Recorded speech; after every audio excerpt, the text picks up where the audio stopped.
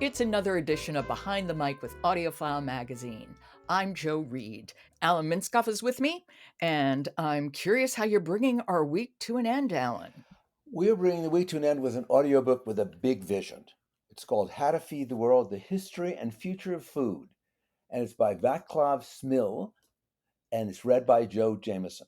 And Joe Jameson does a lot of science fiction and fantasy as well as fiction. He's a good narrator. He is a good narrator, and he's a Brit. And I have to admit my prejudice. When a Brit is reading science or history, there's something very believable about it. I don't know why that is. It's just they have that sort of authority. It's that BBC voice. Exactly.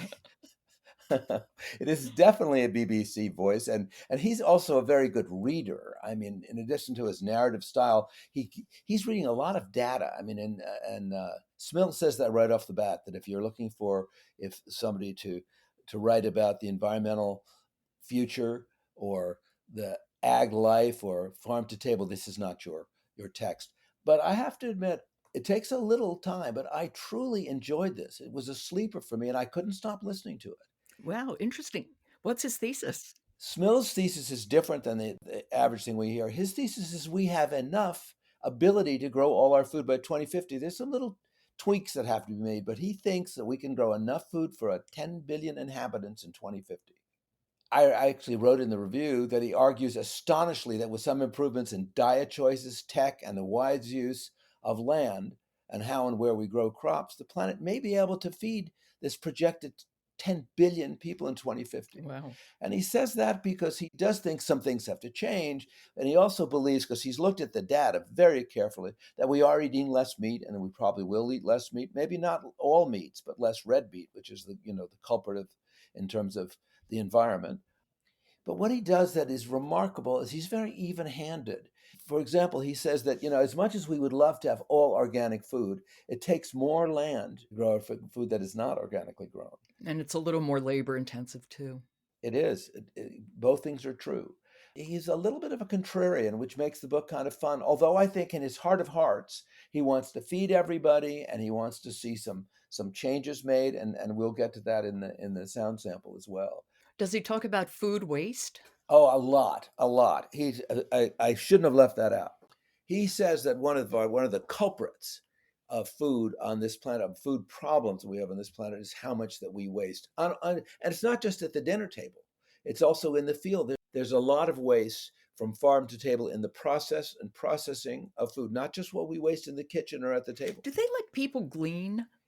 Is that is that dead in the water now? I think there are some examples of that, and I think I'm not sure he talks about it in this text, but And gleaning, for listeners, gleaning means after the fields are harvested, people can come and take what's left or what gets left behind or fallen on the ground. I think he probably does mention it because this is an exhaustive study. I mean, he has been doing. I mean, I think he's done 24 books on energy and food. He lives in Canada. He's a Czech Canadian, if we want to hyphenate his background. Blessedly, he turns to the reading, and I've never heard him speak, so I'm just being tongue in cheek.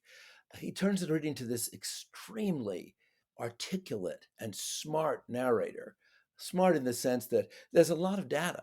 And to do that well, you cannot be afraid of it, but you've got to kind of get through the data and share it. But also make it lucid, not just get No, through he it, does make it really lucid. present it. Yeah. So can we hear a little of Joe Jameson? This is his theme, looking ahead to 2050. Okay. This is How to Feed the World, The History and Future of Food by Vaclav Smil, and it's read by Joe Jameson. Looking ahead to 2050, will the world have freed its livestock and be living in a techno-vegan utopia, fueling our guilt-free existence with plant-based or lab-grown meat substitutes? I am a proponent of reducing our meat intake. A third of global cereal production and 2/3 of the US grain harvest is fed to animals. But if doing so means eating more fruits and nuts, for example, then it may not be any better for the environment.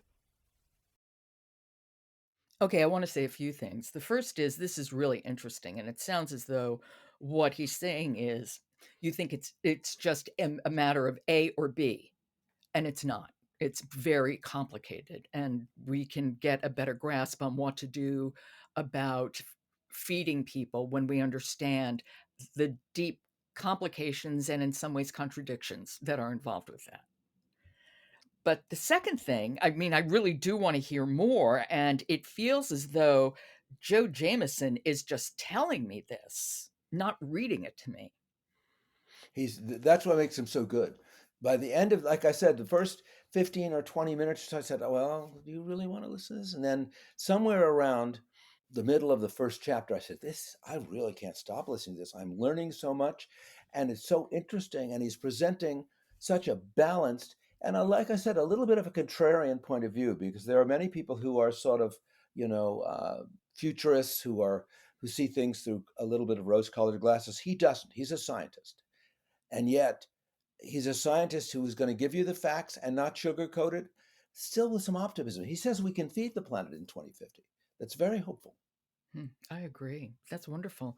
That's How to Feed the World, The History and Future of Food by Vaclav Smil, read by Joe Jameson. Alan, I think that is a good note to close the week on. Thank you. You are welcome. And a pleasure as always. A good week. Yes. And tomorrow it's a special edition of Behind the Mic. Michelle Cobb in conversation with Julia Whalen, who just won an Audie Award for Best Fiction Narrator for her reading of The Women. You don't want to miss it. Support for Behind the Mic comes from Dreamscape, the publisher of The Tenant, by #1 New York Times bestselling author Frida McFadden, and narrated by Will Dameron and Christine Lakin. Behind the Mic is produced by Jessica Lockhart. Robin Whitten, Michelle Cobb, Leslie Fine, Alan Minskoff, Alex Ritchie, and Kendra Winchester are our contributors. Jennifer Dahl is our editor, and the music is William Ross Chernoff's Nomads 4-Way. And I'm your host, Joe Reed. Good listening.